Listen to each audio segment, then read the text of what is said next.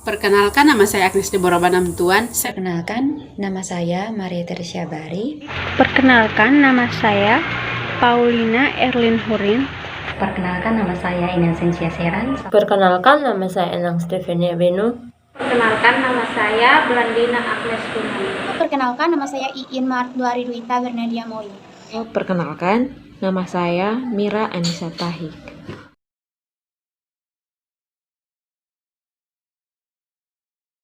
Setelah selesai mengembangkan wacana bersama dengan murid, guru dapat menggunakan wacana-wacana itu dalam mengerjakan keempat macam keterampilan, yaitu prabaca, pengenalan kata, pemahaman, dan membaca fungsional. Nah, untuk kegiatan prabaca yang dapat saya ketahui yaitu ada beberapa langkah untuk melakukan kegiatan tersebut, yaitu yang pertama, sambil menulis kalimat, kita sebagai guru dapat menunjukkan kalimat-kalimat yang kita tulis dengan menggunakan gerakan tangan. Kita tidak boleh berhenti menggerakkan tangan kita saat menunjukkan kalimat. Yang kedua, kita dapat membuat duplikat kata dan menyuruh anak-anak untuk menjodohkan kata-kata tersebut dengan kalimat. Nah, yang ketiga, kita dapat menyuruh anak-anak untuk mencari kata-kata yang bersajak ke dalam wacana. Yang keempat, kita menyuruh anak untuk melingkari huruf-huruf tertentu yang ada dalam wacana tersebut. Misalnya, kita menyuruh anak-anak melingkari huruf yang ada dalam wacana dengan huruf yang sama dengan namanya. Nah, yang kelima, kita dapat mengucapkan 3 buah kata yang dimulai dengan bunyi yang sama dan sebuah kata yang berbeda. Misalkan bank. Nah, kata bank tersebut itu tulisannya yaitu B-A-N-K, namun ucapannya yaitu bank. Nah, mungkin teman-teman yang lain ada yang berpendapat berbeda mengenai langkah-langkah kegiatan prabaca ini. Mungkin teman-teman yang lain bisa menambahkan. 6. Suruh anak mendengarkan bunyi tertentu ketika Anda membaca.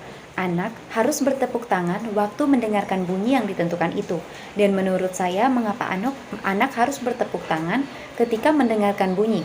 Dari sini, agar konsentrasi anak akan lebih terjaga ketika anak melakukan sesuatu yang harus melibatkan anggota tubuh mereka ketika dalam mendengarkan materi. Lalu yang ketujuh, biasanya anak lebih cepat mengenal kata-kata yang mempunyai ejaan yang khas. Kata bernyanyi lebih cepat mereka hafal daripada kata duduk. Berilah mereka pujian ketika mereka melakukan hal seperti itu supaya mereka merasa bahwa mereka sedang membaca. Anak-anak akan lebih cepat mengenal kata-kata yang sering didengar ataupun diucap dalam kehidupan sehari-hari. Contohnya, seperti kata bernyanyi. Kata bernyanyi selalu diucapkan atau didengar oleh peserta didik ketika di rumah, di sekolah, di tempat beribadah, dan lain-lain. Dan ketika anak bernyanyi, yang harus dilakukan adalah memberikan apresiasi agar anak merasa hal yang dilakukan sangat bagus dan menjadi motivasi bagi anak tersebut untuk lebih menjadi seorang pemberani.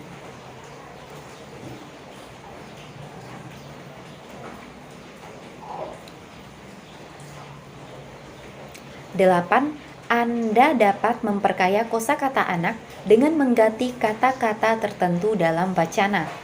Katakan kepada anak bahwa Anda tahu kata lain yang sama artinya dengan kata yang digantikan itu. Sama artinya dengan sinonim yang biasa disebut dengan persamaan kata, atau kata yang secara leksikon atau yang tertera dalam kampus berbeda tetapi memiliki kedekatan atau persamaan makna. Nah, di sini ketika anak membaca sebuah wacana, kita akan membimbing anak untuk memperkaya kosakata dengan kata-kata yang termasuk dalam sinonim, yaitu kata yang berbeda tetapi memiliki persamaan kata. Contohnya lelaki, pria, cowok, dan jantan. Dan keempat kata ini terlihat berbeda tetapi memiliki kesamaan. Contoh yang lain dapat kita lihat dari contoh kata rendah, pendek, bawah. Seperti pada keempat kata di atas, ketiga kata ini pun memiliki perbedaan, tetapi memiliki kesamaan kata. Yang kesembilan, Suruh anak mencari kata-kata yang mempunyai persamaan. Anak mungkin akan menunjuk pada kata satu atau batu. Tanyakan kepadanya apakah persamaan dan perbedaannya. Nah, dengan menanyakan persamaan dan perbedaan sebuah kata pada anak, kita dapat melatih anak untuk menambah kosakata kepada anak dan persamaan serta perbedaan kata. Di sini terdapat satu kata dan kata batu, di mana kita dapat membimbing anak untuk mencari perbedaan antara kata satu dan kata batu, di mana kata satu adalah bilangan yang dilambangkan dengan angka 1. Sedangkan kata batu merupakan sebuah benda keras dan padat yang berasal dari bumi tetapi bukan dari logam.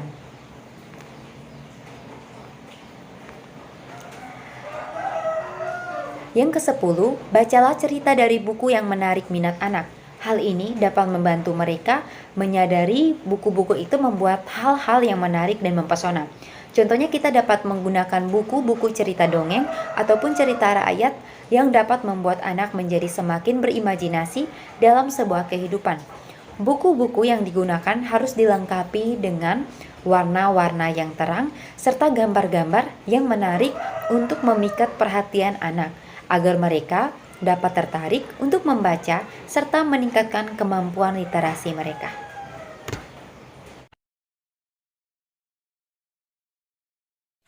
Memang sukar membedakan prabaca dari pengenalan kata. Jika anak-anak tertarik untuk mempelajari sebuah perkataan, ajarilah mereka kata tersebut dengan jalan membantu mereka untuk memperhatikan huruf-huruf yang digunakan dalam penulisan kata-kata tersebut dan tunjukkan pula pengucapannya yang baik.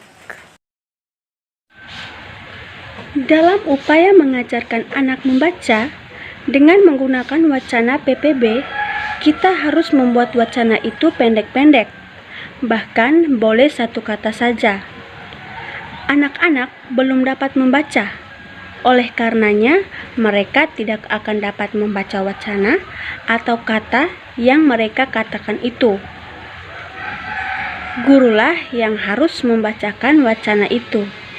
Jika kita dapat menjelaskan berbagai kegiatan di atas itu, maka kalimat-kalimat untuk PPB dapat digunakan untuk menolong anak mengembangkan prabaca dengan cara yang bermanfaat. Karena anak-anak mengembangkan keterampilannya dengan diskriminasi visual, persepsi auditoris, bahasa lisan, koordinasi motor visual, dan sebagainya. Maka sewajarnya lah jika kita mulai dengan pengajaran pengenalan kata. Bacalah langkah berikut yang memuat saran-saran untuk berbagai kegiatan yang disiapkan untuk menolong anak mengembangkan keterampilan mengenal kata.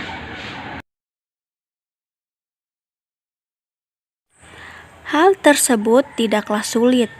Ambillah potongan-potongan kertas tebal dengan ukuran yang pantas untuk dijadikan kartu yang akan dikumpulkan oleh murid. Tulis pada kartu-kartu itu setiap kata yang ada dalam wacana. Pertambahan kosakata anak tampak pada pertambahan jumlah kartu. Anak-anak senang mengumpulkan kartu. Dengan demikian, kosakata mereka akan terus bertambah karena ada motivasi pada anak-anak. Kartu kata-kata itu berguna untuk kegiatan berikut ini. Pada waktu pelajaran kosakata, mungkin kita berkeinginan agar anak menelusuri kata yang diucapkannya itu. Tuliskanlah kata tersebut pada kertas tebal dengan ukuran yang cocok.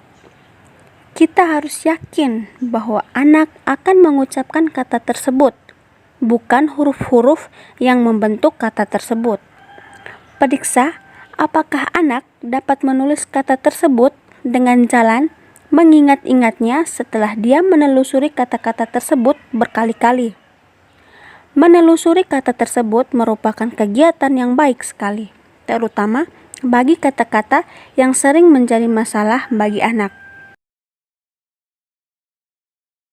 Kartu kata-kata tersebut bisa digunakan untuk menyusun kata sesuai dengan susunannya dalam wacana.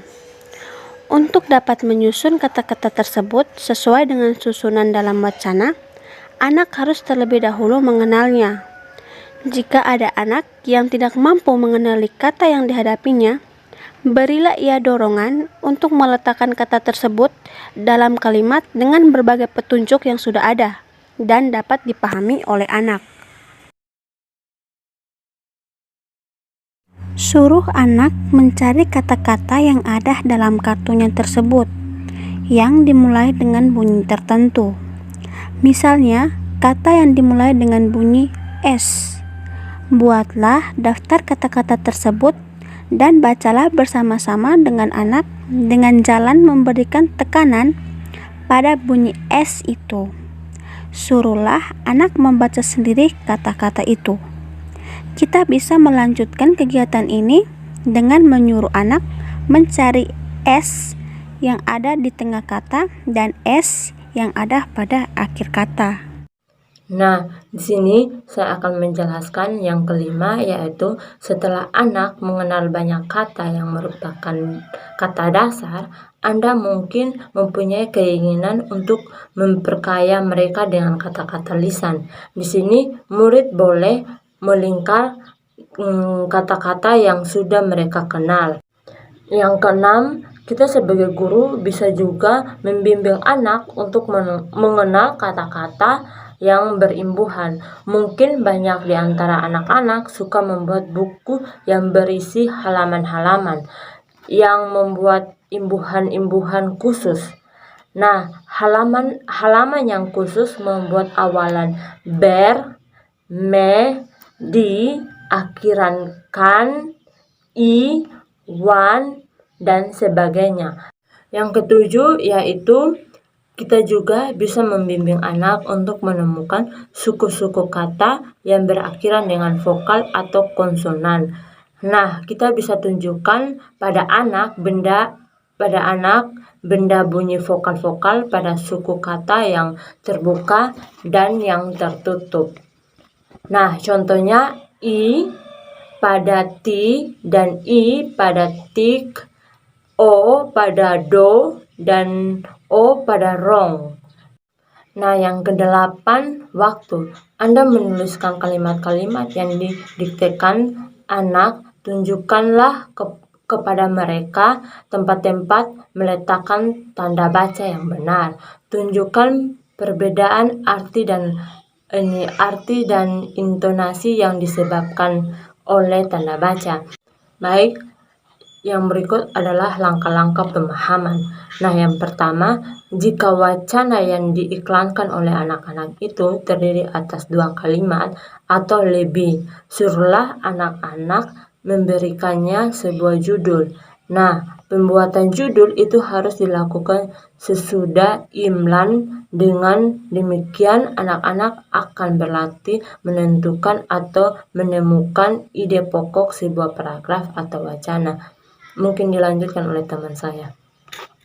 Baik, di sini saya akan mengajak teman-teman semua untuk mendiskusikan materi yang saya dapat, khususnya pada poin yang kedua sampai poinnya yang keenam.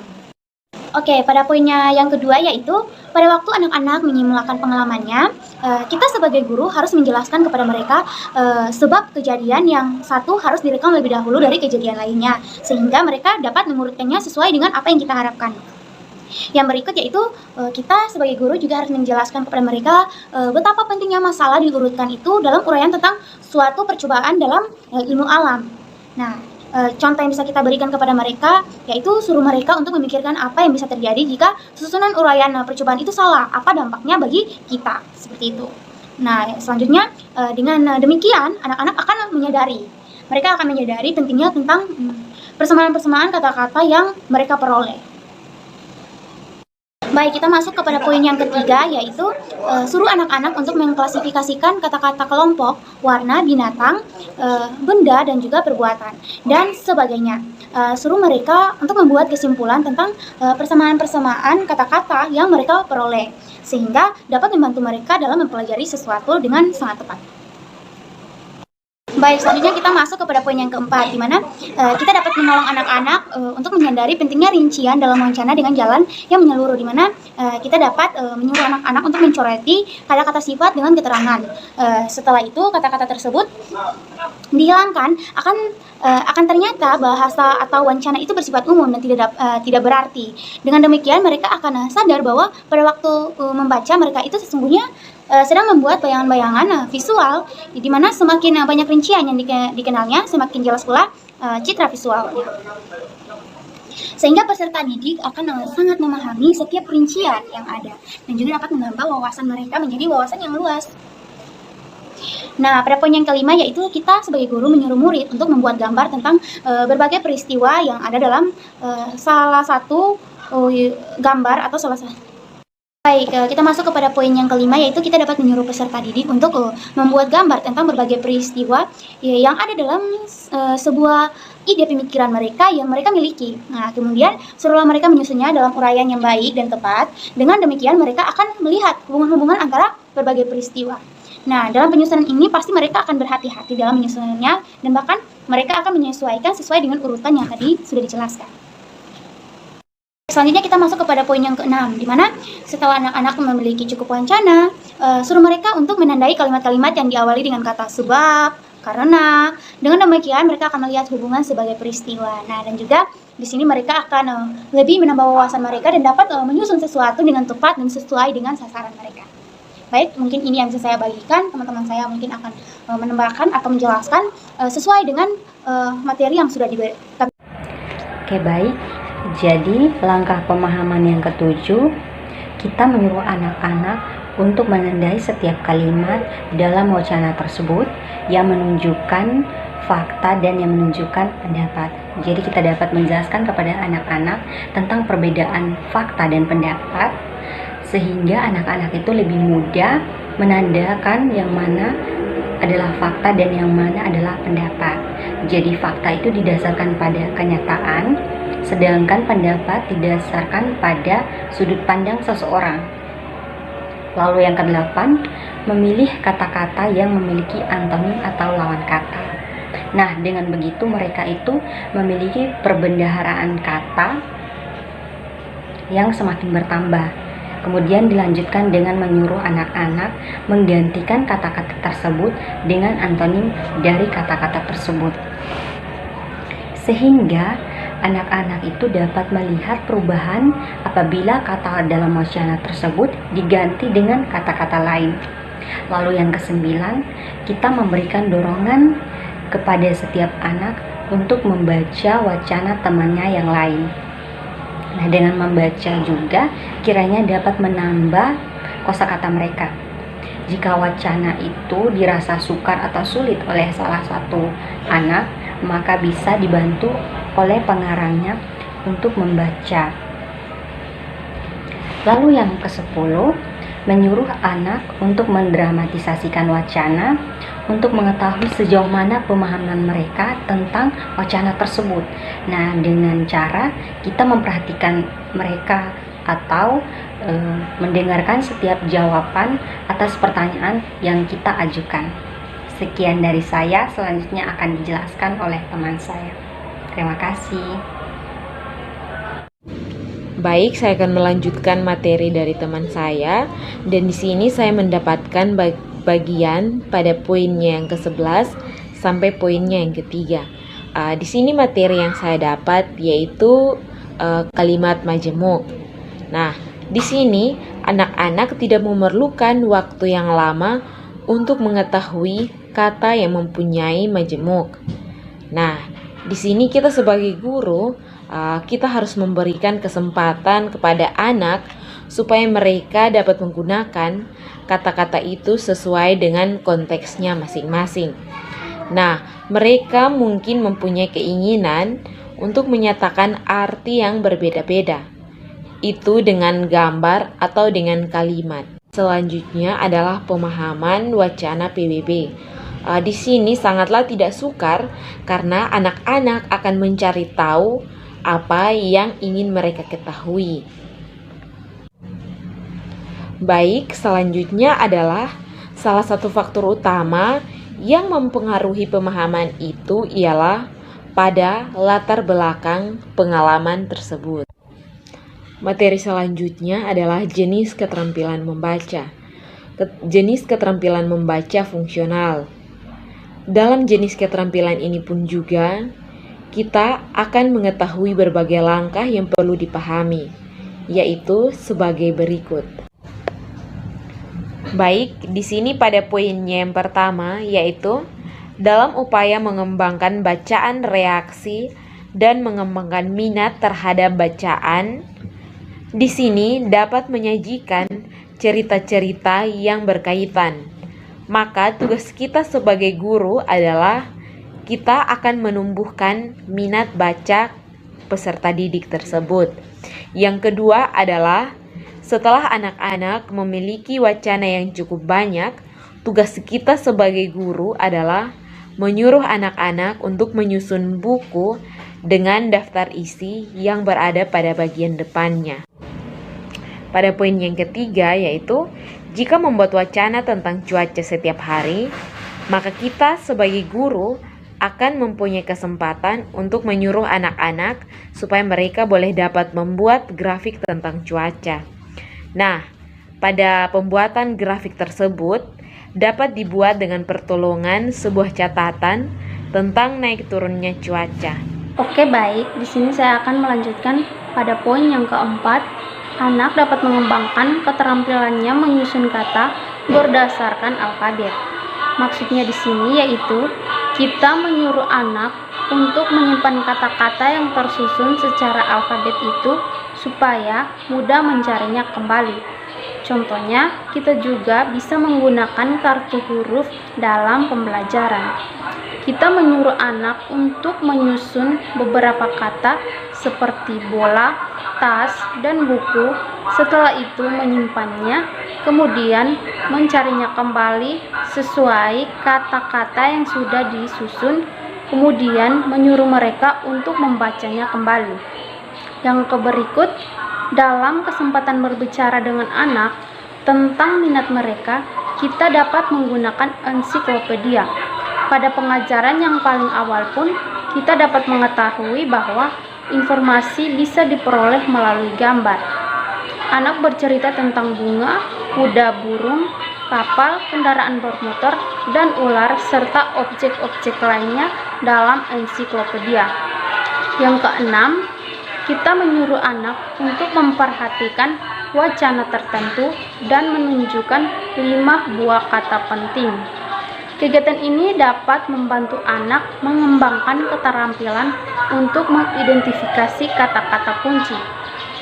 Yang ketujuh, setelah kita mengetahui minat baca siswa, bawalah mereka ke perpustakaan, gunakan katalog kartu untuk mencari buku yang disenangi anak-anak.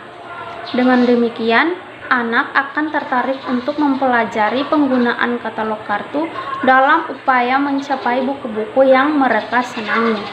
Kita juga bisa mengajarkan mereka mencari buku lewat komputer. Jika hal yang demikian sudah mungkin dilakukan anak, maka anak akan dapat mencari buku yang disenangi itu dengan mudah dan mendapatkannya secara cepat.